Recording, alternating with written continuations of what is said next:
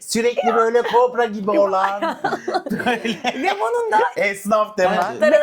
esnaflı polisler geliyor. Sen şey var ya, diye giriyorum. Tayyar aldı canım. Öyle bir şey vardı ya. Masum. Sayaç takmış çünkü. 7 7 4 4 5 5 bizi oyala ya, oyala ya. Vallahi yaşlandırıp toprak ettiler be. Herkese merhaba. Bu hafta Ayşem'le Ne İzlediğin yeni bölümüne hepiniz hoş geldiniz. Hoş geldiniz. Hoş geldin Nevra Ayşem Savaşçı. Hoş bulduk Orçun Hocam. Teşekkür Nasılsınız ederim. inşallah? İyi Allah'a çok şükür. Sen nasılsın? Ben deyim, ne diyeyim. Hayat her şey sana rüya gibi gelsin geçsin. Aynen. Ne izledik? Rüya gibi. Nasıl bir bağlama? Dizisini izledik. Aynen. Çok mükemmel mükemmel. bir bağlama. Bana Sen bu helal YouTube olsun. işine alıştın ha. Yok, hala zorlanıyorum. Ay yok yok, sen alıştın, çözdün bu YouTube işine. Aralarda gene koltuğumuz değişti. Biz ara ara böyle değişken yerlerde çekimler yapmaya devam edeceğiz. Deniyoruz ışık mışık bir şeyler. Umarım oluyordur. Olur merak etme. Aynen, yakında oturtturacağız hepsini. Siz abone olmaya, like atmaya ve yorum yapmaya devam edin. Abone olmaya, like atmaya, yorum yapmaya. Aynen, güzel bir şey. Senkron Tema oldu. Okey.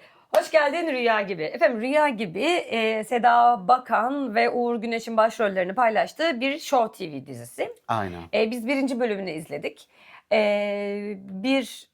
Selim Demir denen yönetmenliğinde ve senaryo ekibinde de 3 kişi var. Emre Özdür, Hazar Kozice ve İdil Ezgi Esen. 3 kişilik bir ekiple 2 küsür saatlik bir diziyle karşı karşıyayız. Tamam, okey. Zaten Bunlar televizyondalar.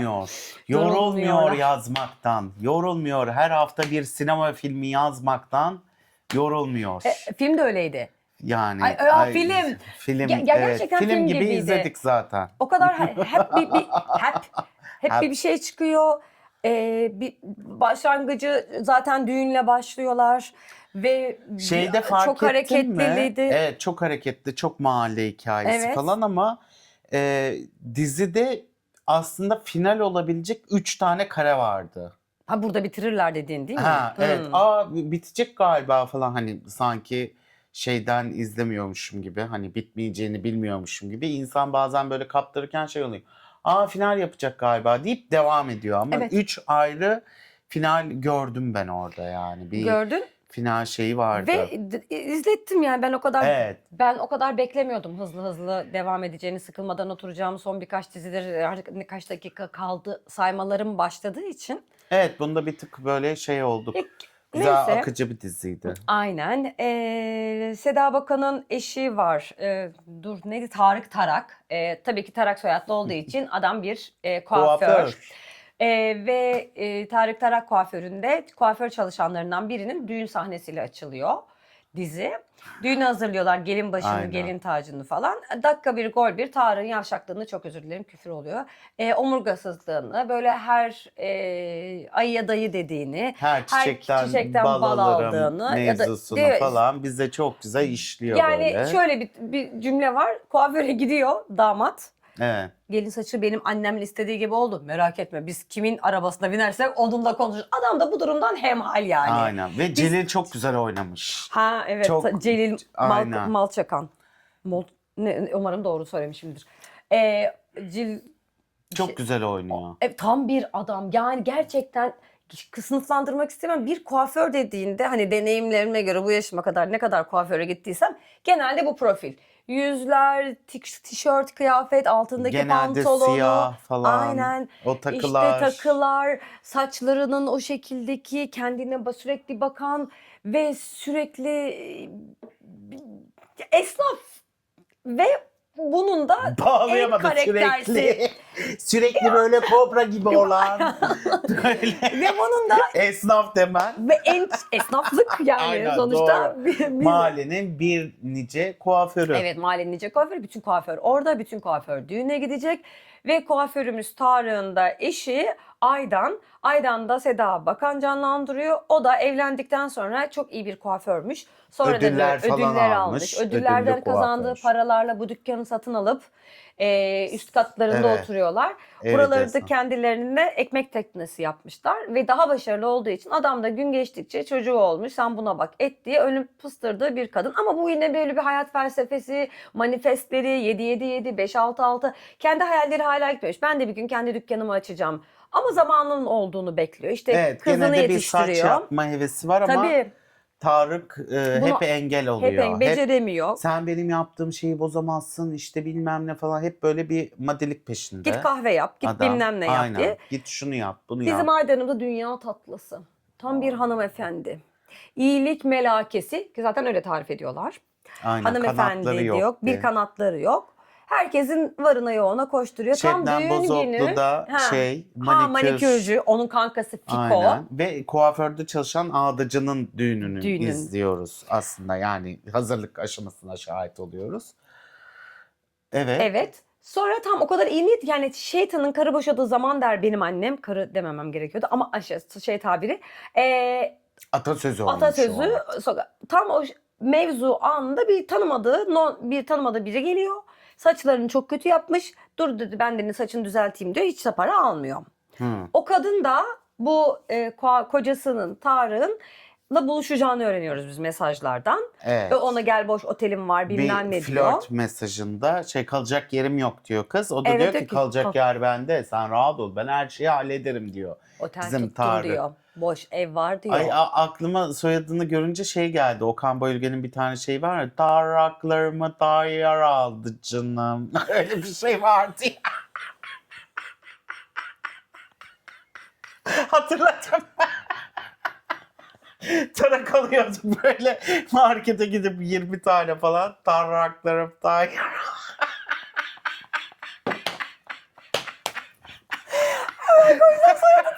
Adam çünkü nereyle düşünüyor? Tarağıyla düşünüyor.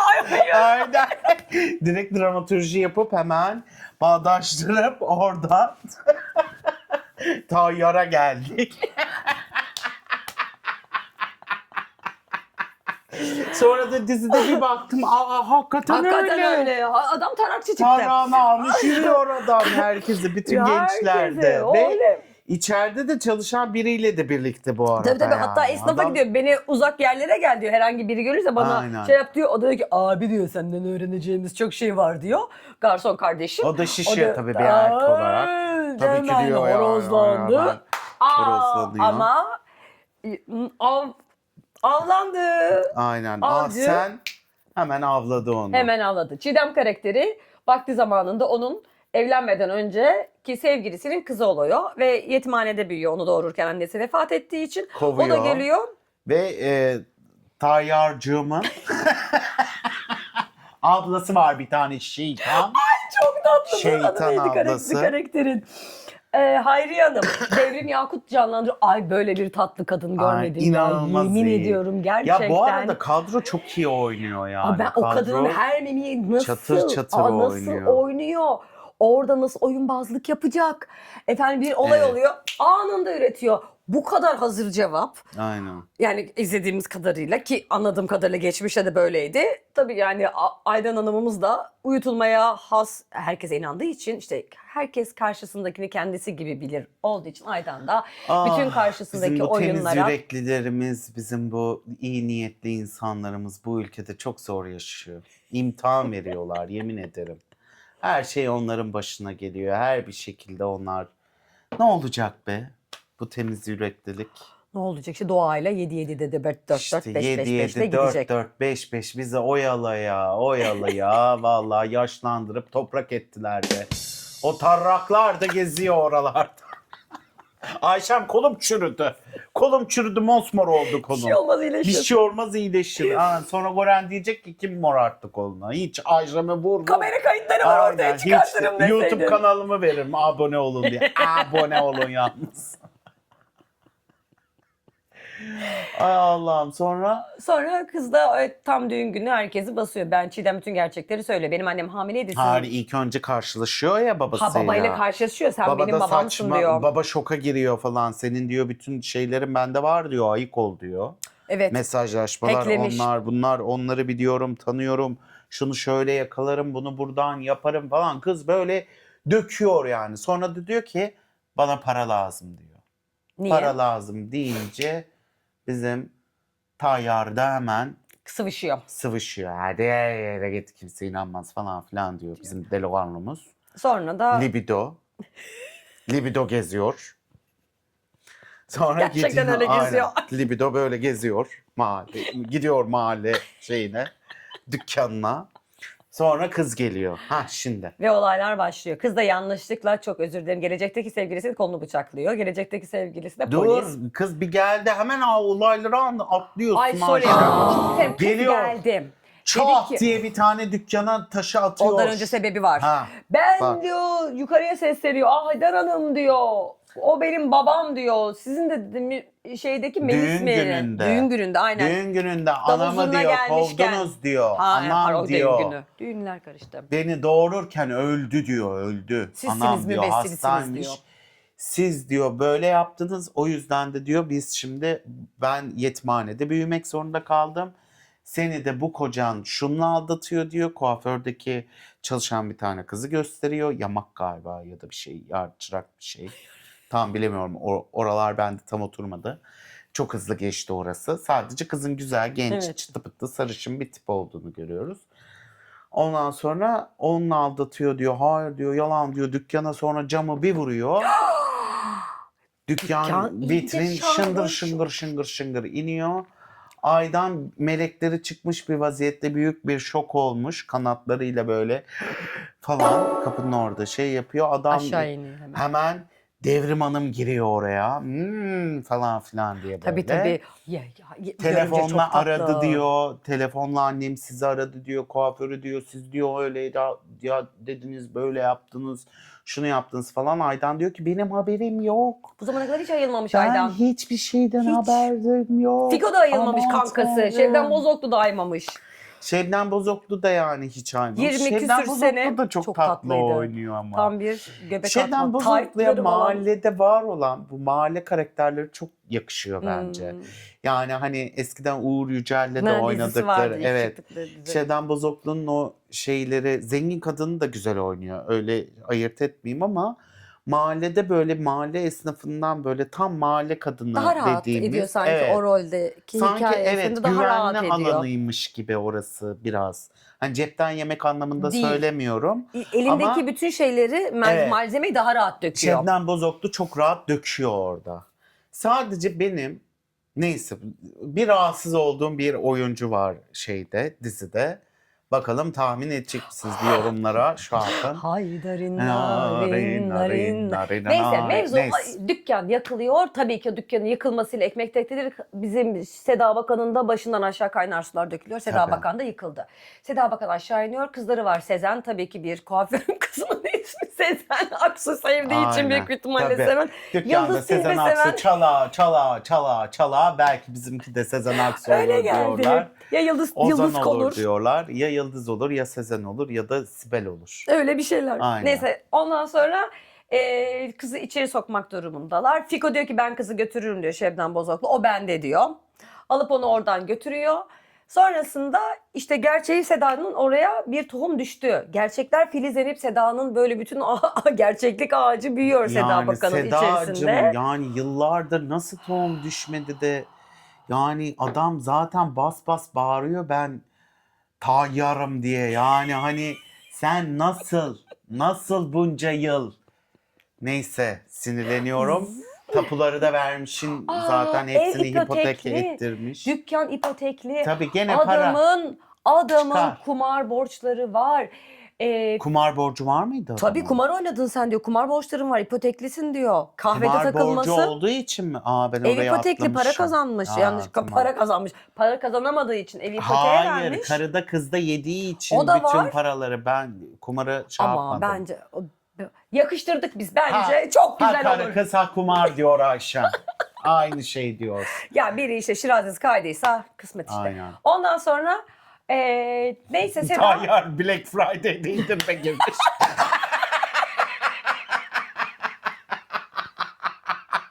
Tarraklar ala ala.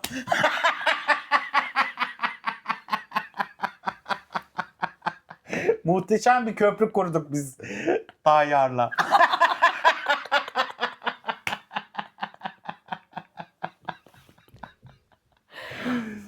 Ay Allah'ım. Ondan sonra neyse Seda'nın o polis sonra dükkan cam indikten sonra adam da o kadar Kardeşi. Seda'nın Seda'nın kardeşi. kardeşi değil mi o? Polis Efe. amir. Efe polis Bir amiri. tane amirimiz var. Hadi düşün abi yani kardeşim polis, kocan Tayyar. Tayyar değil kız Tarık. Tarık. Tarık çok Sen özür de dilerim. Tayyar'ı işledim. Ama herkes Tayyar olsun isterdi bence. Bence herkes isterdi bunu. Tayyar Tarak. Bu videodan sonra aynen. Tarık Tarak ve Tayyar Aynen. Tarak. Tayyar Tarak. Ve işte hiç mi Taraklarım. eniştesini araştırmamış ya? Bu memurum. Bir de o kadar geç, o kadar tecrübeli ki kızı gözünden anlıyor bu böyle gelecek bela çıkartmayın falan diye. Aynen. Öyle Neyse. onu anlayamamış. Tam- O zaman bebeymiş galiba o da.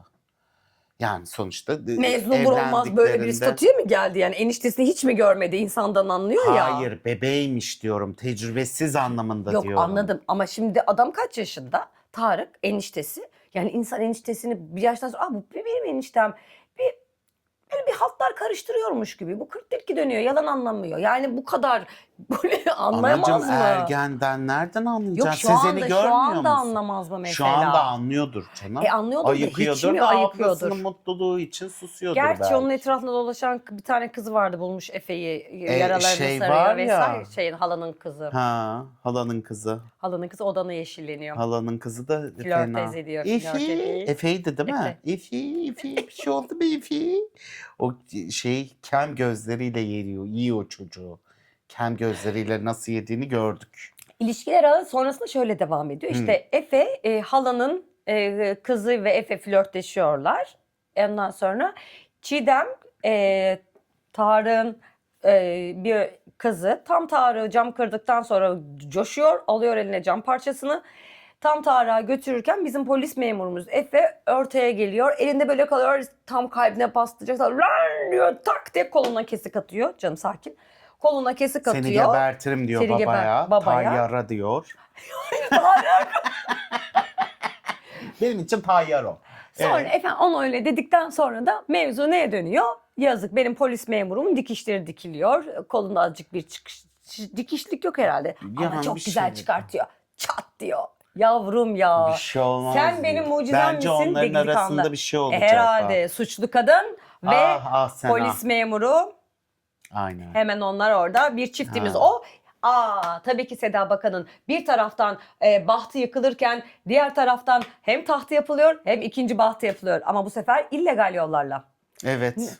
Devam edelim hikaye bitmedi. Bu arada Çiğdem'in hastanede yatan yetimhaneden bir arkadaşı var. Trafik kazası Ameliyat geçiriyorlar. parası arıyor. Ameliyat parası bulmaya çalışıyor Para aslında çıkar. kız. Babayı da o yüzden bulmuş. Para ver Hı bana hı, diye. yoksa umurunda değil. Aynen. Babayı kim takar yala. Kim Tarık'tan devam edelim biz. Aynen. Kim takar Tayyar'ı. Şunu bir içitmedin ya. İçitmedin. Tayyar bana Ya Tayyar kalmış.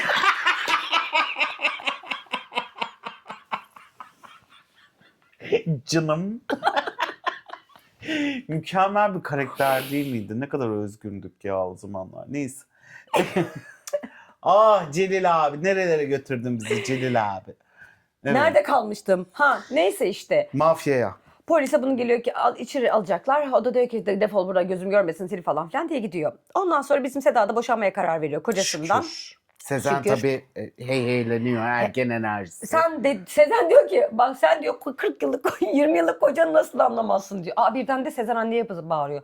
Madem seni aldatıyor nasıl farkına varmadın? Benim babam masum. Sayaç takmış çünkü. Her akşam eve geldiğinde kontrol ediyor sayaçı. Oradan anlayamamış adam sayaçla oynuyor. Öyle ergenim onlara yapılıyor. Onun da bir tane sevgilisi var.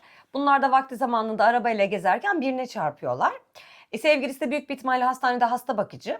Onun çalıştığı hastaneye kaldırılıyor hasta ve Sezen'in yoğun bakımda ve ölümle burun buruna geldiğinin farkında değil çarptıkları kişinin. Tabii ki o çarptıkları kişi kim? Bizim Çiğdem'in yetimhaneden kanka. Ve o noktada da Çiğdem'le Sezen'in aralarında telefonlar alışverişleri yapılıyor. Birbirlerinin numaralarını biliyorlar. Orada Evet. o biraz hafif geçiyor ama bu bilgi de var devam eden. Aynı zamanda Seda ben evimi pılımı pırtımı toplayacağım derken Fiko yani Şebnem Bozoklu ona kayınvalidesinin yıkılmaktan hemen önceki bir evini yerleştiriyor arkadaşını. Evet. Alıyor bütün eşyalarını evden topluyor. Ben bir daha o eve girmem diyor. O yuva yıkıldı benim için yalanların olduğu bir Bitti yuvaydı. diyor orası. Yalansız bir yuva kuracağım diyor. Kadın dayanışmasıyla evi toparlıyorlar, ediyorlar. Bir badana boya kalıyor, temizliyorlar. O evde kalırlarken Şebnem'e Bozok'la telefon geliyor. Ünlü bir şarkıcının, şarkıcı değil mi yanlış bilmiyorum. Ünlü bir şarkıcının düğünü mü yatında bir partisi mi? Ha, düğününe hazırlık var Hazırlık. yani. Nikah işte Siz düğün işte nikah bize bir şey yapacaksınız diyor. Saçımı yapın, makyajımı yapın diye Şebnem'e manikürümü yapın diye çağırıyorlar. Çağırıyor Şebnem de hop alıyor. Seda'yı da alıyor. Bizim Seda meleğimizi. Bakan'ı, meleğimizi de alıyor. Birlikte Aynen çok para gidiyorlar kazanıp yata. gidiyorlar. Neredesin kız falan filan diyor bilmem ne. Ve Ayla'nın şeyleri de var. Ayla'nın. Kankaları da var. Şahitleri, Hayır, nikah hayır. şahitleri mi? Nedineleri Kendi mi? ürettiği işte fısfısları var böyle Ayla'nın. işte bilmem ne Hanımeli. şeyden. Hanımeli çiçeğinden işte saçı çok iyi geliyor bilmem ne falan böyle de mucit bir tip. Evet. Aynı zamanda bitkisel doğal diyor her şey diyor. Bacım diyor seni bir şey yapacağım falan filan diyor. Nedimelerin saçlarını öyle Öyle yapar. gidiyor. İşte o zenginlerin şeylerini görüyoruz. İşte Ya. bana sormadan sıkarsın ben bu kokuyu seviyor muyum acaba falan filan diye. Şey yapıyor. Şebnem Burnunun dibinde konuşuyor, paketliyor. duymuyor onlar da, Aynen, neyse. hiç. Hiç duymuyorlar. Ondan sonra çat diye Üst kata çıkıyor bizim Seda Bakan. ha, Yukarıya üst kata çıkıyor geline gitmek için. Ondan sonra üst katta işte diğer başrolümüz Uğur Güneş, Efe'yi Emir Bey. görüyoruz. Emir Bey. Emir Bey. Emir Emir Bey'i Bey'i görüyor. görüyoruz. Efe polis olandı. Emir Bey'i görüyoruz. Emir Bey işte cantı oturuyor. Bir dakika Emir Bey öyle her kalıba sığacak bir adam da değil. Bize ben onu anlıyoruz. Dere Samancılar gözlüklü geliyor ya Ha, oradaki evet. onun Ha. iş ortağı. Al diyor papyonu takayım ben sana diyor. Takıyor. Ah diyor ben bu papyonu takmıyorum diyor. Sonra diyor papyon denize düştü diyor. Evet. Sen de takacak mısın? Hiçbir kalıba sığmıyor. Boynunda asla bir tasma istemiyor Çıt düğme papyonla. kopuyor oradan. Çıtank O diye sıra böyle düğme kopuyor. çıtıtıp bir düğme kopar. O düğmeyi O kadar para ver. kara şey yapıyoruz. Düğmeyi kopart. Gömleğe para ver. Yani belki para bile vermemiştir ona çünkü belli olmaz bu zenginlerin işi. Sponsordur, bir O da olabilir. şeydir. Ya da daha önceden evlendiyse artık kaçıncı evliliği onu da bilmiyoruz. Bir feedback'i yok. Eski damatlığının gömleğini giymiştir. Diyor zaten ben bu gömleği çıkaramam. Çıkarsam giyemem diyor. Ya da bir şey. Ondan Kır sonra zincirlerini, Emir kır zincirlerini çıkar gömleği. Çünkü öyle diyor Seda. Demiyor da yani çıkartırsan daha rahat dikerim. Çünkü bizim Seda iyilik meleği yukarıya çıktıktan sonra Emir'le karşılaşıyorlar. Emir'le işte tam böyle hemen deniz problemi görüyor. sallanıyor. Düğmen yok diyor. Hemen diyor benim şeyim var. Dikişim nakışım var. Deniz sallanıyor. Hop kucağına düşüyor bir. Böyle çıtana falan kucak diyor. Ondan sonra öbürüsü de diyor ki diyor düğmem. Diyor bir soyun. Diyor soyunamam, giyinemem falan. Üstümden dik diyor. Sonra yakın bir temas görüyoruz orada. Orada bir zıt diye bir elektrik şeyi var. Ondan sonra elektrik olduktan sonra böyle falan filanlar bilmem Tabii. neler. Ama yani Seda'nın domestikliğine vuruluyor. aynen. Hanımeli diyor ne güzel ne kokuyorsunuz bu bilmem ne mi? Hayır hanımeli benzer kokuları birbirinden temas oluyorlar. Hem yanınızda iğne iplik de mi taşıyorsunuz? Ben kendim yetiştiriyorum o zaman bana da getirin. Dikiş nakış var, kuaförlük var, makyörlük Tabii. var. Ben diyor bitki ödüller aldım yetiştiriciliği var diyor. Onu yaptım diyor. Açıklıyor da açıklıyor. Sonra domestik teyzemi biraz bıt bıt yapıyor. Çünkü arkada da o diğer kadının niyeyse çok Nemrut olarak lanse etmişler. Bağırıyor, çağırıyor. Hemen neredesiniz? Şunu yapacaksınız, bunu yapacaksınız diye. Aynen. İlk bölümde. Sonra Emir Bey ama o sırada polisler geliyor. diye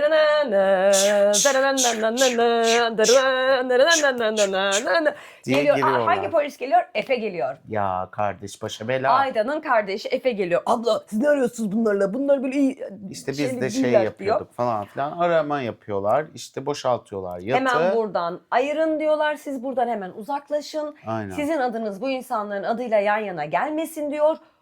Böyle bir şey yapılabiliyor mu o kadar polisin içerisinde? Yani bu kadar birinin kaçakçı olduklarını düşündükleri bir yere baskın yapıyorlar. Kameralarla gidilmiyor. 2 polis arabasıyla arama yapılacak, arama emirleriyle. Ve diyor ki abla sen buradan kaç, ben seni buraya yazmam diyor. Yani işte günümüzde olabiliyor demek ki. Ama Onun için pardon, bilemeyiz. dizinin Her şey başında- çok değişti. Doğru ama doğru. Dizinin başında buradaki olan olayların gerçek kurum ve kuruluşlarla ya da gerçek hikayelerle herhangi bir alakası yoktur. Yoktur. Yeni bir dünya yarattıklarından Bizim bahsediyorlar. polisimiz öyle, realde öyle bir şey yapmaz. Kamerasıyla gider hep. Aynen. Her şey kayıt olur baskınlarda. Gerektiği şekilde gerektiği müdahaleyi de yapar. Bunda hemfikiriz hepimiz. Onların samimi olarak konuştuklarını gören Emir de yatağı aramak için geldikleri bir kese elmas, pırlanta. Elmas. Ne o? Elmas herhalde Elmas, o. pırlanta bir şey. Ee, Biz çok değerli taş. Biz bilemeyiz o taşın ne taşları olduğunu. Seda'nın çantasına atıyor. Danla Bilic bilir. Evet. Seda...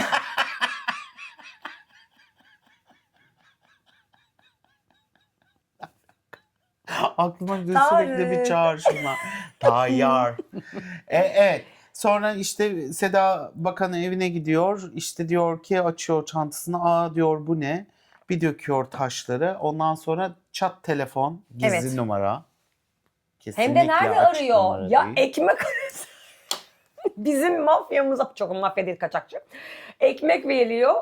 Karnı acıkmış. Bilmem ne amcası ekmek getiriyor. Ekmekten kapaklı analog telefon çıkıyor. O telefondan Seda'yı arıyor. Seda Bakan'ın canlandırdığı karakteri. Aynen yarım Sonra- ekmek tavuk döner. Yani ekmek. Hayır, ekmeğin etrafında biraz yeşillik koysaydınız ya. Cimrilik yapmayın. Ya kocaman polisler de, yarattıkları dünyanın polisleri de bir torba ekmeğin içine bakmadan, öyle bir suçlu insanın içine Tabii. bakmadan ekmeği Hiç veriyorlar. öyle bir güven. Sonra ne getirebilir sonra ki polis diyor. geliyor. Menderes Sabancı'nın canlandırdığı karakter ise, bu benim istediğim sipariş değil. Siparişler de için. Siz bunu dedi benim bilmem ne abime götürün diyor. Ekmeği torbaya gidiyor. Bakkaldan ekmek alıyormuş gibi. Aynen bir ekmektir dönüyor karakolun içinde. İnanılmaz bir ekmek şov. Yani orada bir şey herhalde artık yetiştirmemiz lazım deyip hani bir şey yapmamız Çok olay sanat oluyor orada. ya. Ya gerçekten güzel oldu. Ve dramiydi, takip ettik. Neyse o Yani ekmek set beni arasındaki mahvetti. yemekten bir salatadan 3-5 bir şey koyaydınız onun Isır kenarına ya. yani. Hani- Bana ait olmadı neyse. Aynen. Ondan sonra Seda da panikliyor tabii. Kadının gidiyor ertesi gün bilmem ne oteline, elindeki elmasları götürüyor. Oraya getireceksin diyor. Gizli numaradan arıyor diyor. Oraya şey yapacaksın diyor. Sonra Seda Bakan tabii çok uzaylı gibi böyle Allah'ım nereye düştüm falan. Resepsiyonist hemen diyor ki hemen sizi bekliyorlar hanımefendi. İşte Ayla Hanım sizi Aydan Hanım sizi şey yapıyor. Aydan şok. Ondan sonra gidiyor işte hallediyorlar falan. Aydan'a bir şey veriyorlar. Verdiği değerli Para. taşlar karşında para veriyorlar. Aynen para veriyorlar. Aydan da diyor ki ben bununla aynada kendini görüyor.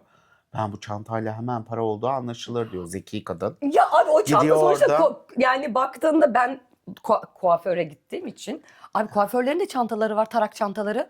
Böyle makası, tarağı falan, onlar da çantaları var. Onlar artık bel çantasına döndü Hayır ya. var hala. Ha, ama öyle bir çanta mı o? Tamam. Olabilir Evrak işte. çantası gibi bir çanta Abi mı valizlerle geziyorlar.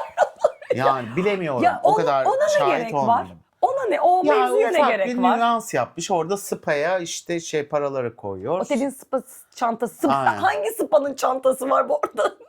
Ben hiç bilmedim. Spa'nın şapkası, çantası. İşte böyle bayağı aksesuar veriyor spa'ya gelen herhalde. Reklamı dönsün her Aynen yerde reklamı diye. dönsün diye müşteri memnuniyeti Bilmiyor da adı olabiliriz altında. biz. Havlu Ben de verirsin ya, bilmiyorum. bornoz Benim de bildiğim verirsin. bornoz, Bir kahve havlu, bir verirsin. bone falan öyle Ya da şeyler. kahvelinin yanına Neyse. lokum. Ne aman neyse. Ondan sonra artık şey yapalım. Tamam çok özür Sona dileriz. bağlayalım. Ondan sonra gidiyor işte oradan onu şey yaptırıyor. Parayı saklıyor evine. Evine Ha, geldiğinde parayı bir saklıyor, geliyor. bir geliyor. Gerçi Sezen ve Çiğdem evin önünde konuşuyor oluyorlar. Çiğdem'in o arkadaşı yetime bak acıma yetime boşuna dememişler. Yapmayalım öyle. Ağır ama neden? Ama o erkek Bak, olduğu için. Ağır ama O yavşak erkek. bilmiyorum artık. Gidiyor bak Aa, kız gitmiş gece kulübünden orijinal bir saat araklamış. Emanet almış. Ne için? Kardeşinin ameliyat parası için.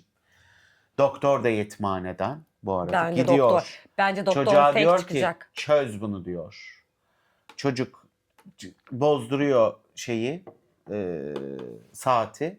Kızı arayıp diyor ki sahteymiş diyor. Parayı da cukkalıyor. Evet.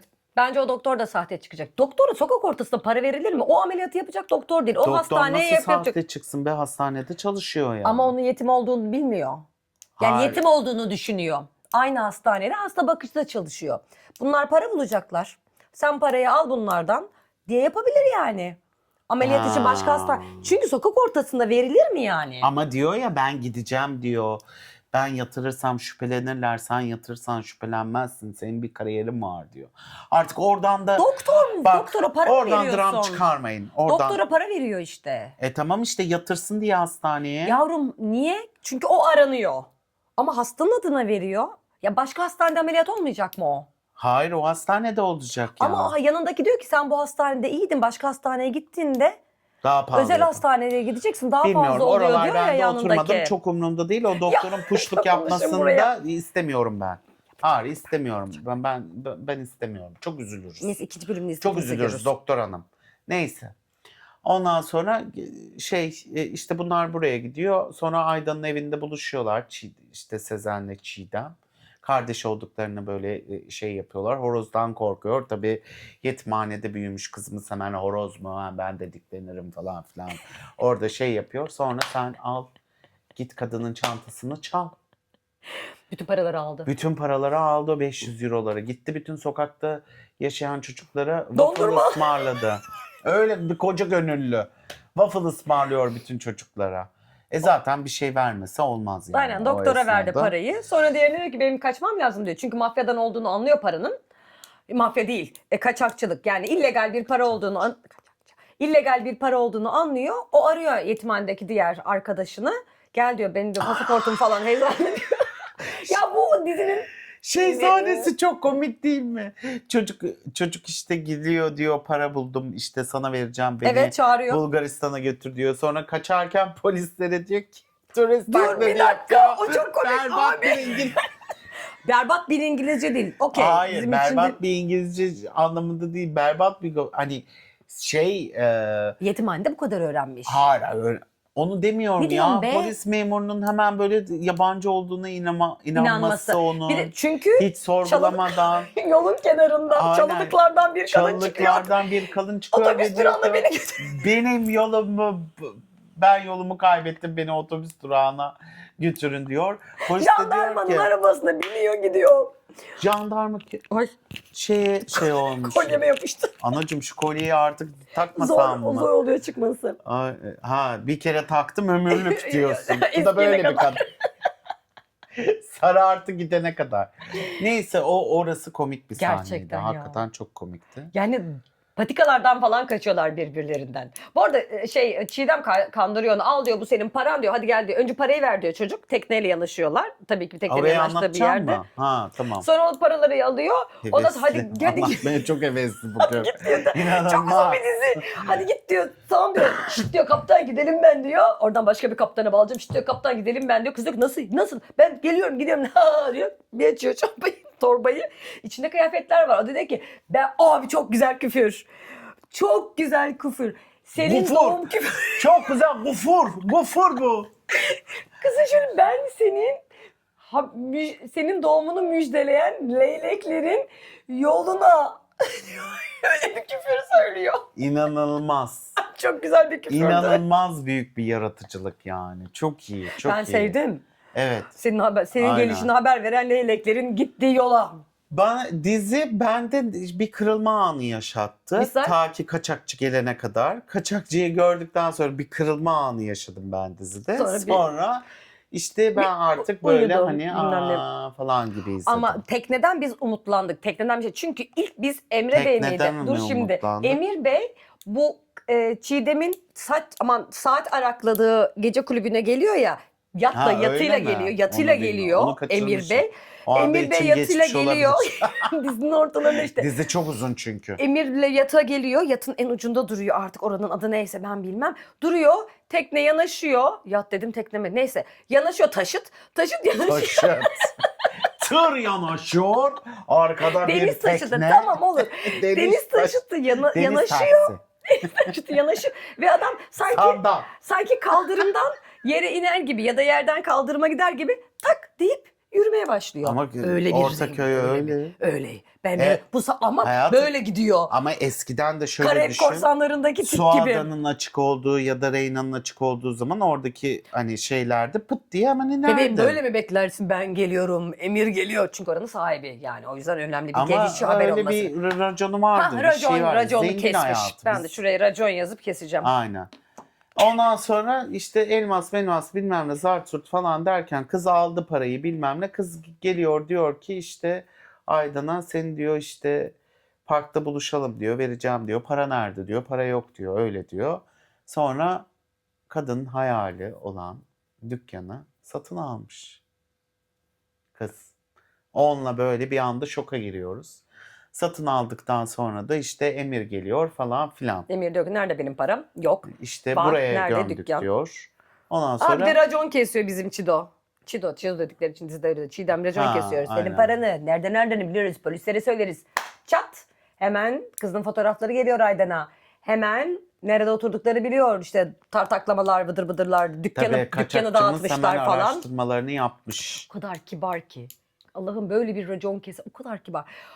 Ay, ben böyle bir pilates mi çalışsa, yoga mı yapsa o adam? Bilmiyorum Abi, yani niye beni bu çok kadar yordu izlerken o. oynatıyorsunuz?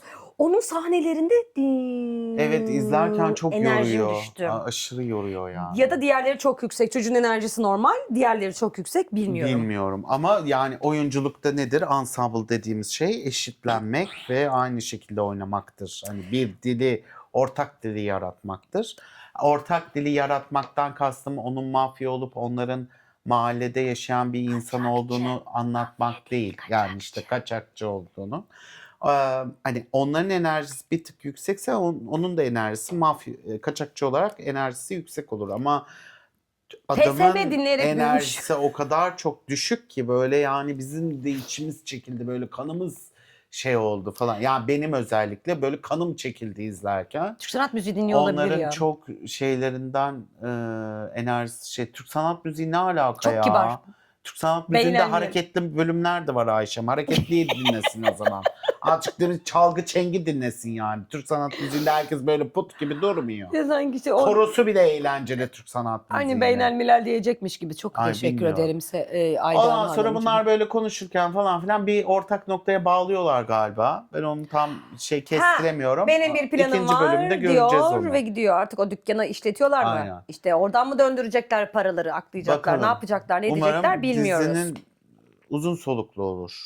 İnşallah kaç Ha, kişi para güzel kazanıyor bir oradan. mahalle şey. Bir de hafif bir komedisi de var. O komedisi Güldüğüm de, yerler evet, oldu. komedisi de tatlı. Komediyi çok özledik artık. Komedi dizisi yapın ya. Evet, evet. Bu ne böyle yani Allah Allah. Neyse. Bir de bir kadın Ben hikayesi isyan olması. ediyorum. Evet kadının hikayesi de olması güzel. Bahar Kadın dizisinden hikayeleri. sonra bu kadar Ve bir kadın şey hikayesi yapmışlar yok galiba değil mi? Bahar'ın gününe bu diziyi koymuşlar. Bahar'ı da Aa! pazara almışlar. Öyle bir şeylik yapmış Show TV. Hani Bahar'ın gününe koyayım bu diziyi de bir coşturayım gibi. Herhalde Bahar bu sezon son mu artık ne? Bitiriyorlar mıymış? Bilmiyorum bir fikrim yok. 3. sezon sonuçta. Bir 4 sezonlu olur mu bilmiyorum. Ya da 4. sezonu mu? Öyle bir şey birkaçtır sezon oynuyor yani. O zaman bu haftalık bu kadar Bitirelim. Çok diyoruz. konuştuk. Evet, Çenemiz çok düştü. konuştuk. Dizi uzundu arkadaşlar. Arkadaşlar bizi izlediğiniz için teşekkür ederiz. Aydır şu Bir gözüm. sonraki bölümde Görüşmek üzere. Hoşça kalın.